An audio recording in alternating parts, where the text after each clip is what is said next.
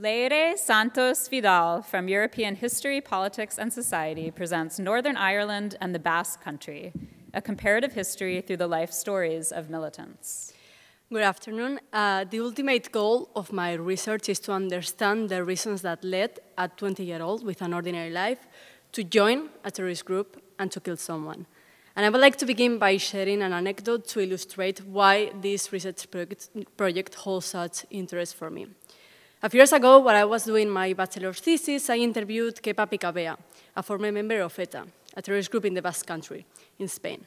At the time, I was studying how fear affected political representation in the Basque Country, and I did so by interviewing terrorists and victims.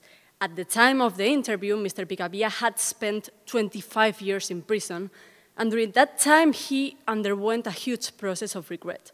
And he said, "I have come to the conclusion that you don't have to be a bad person to kill someone.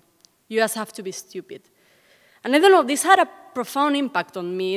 It sparked my curiosity to delve into the underlying causes of violence.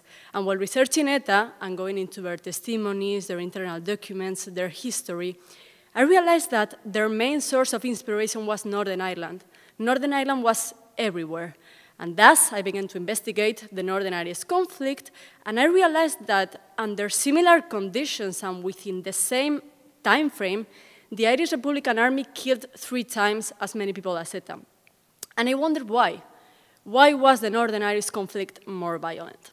That is my research question.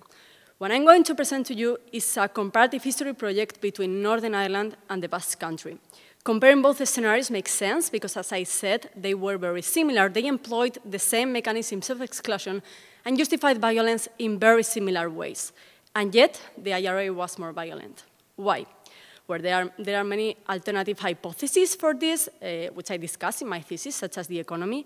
But my main hypothesis is that what made the Northern Irish conflict more violent was the religious component. It was religion. That's my ultimate hypothesis.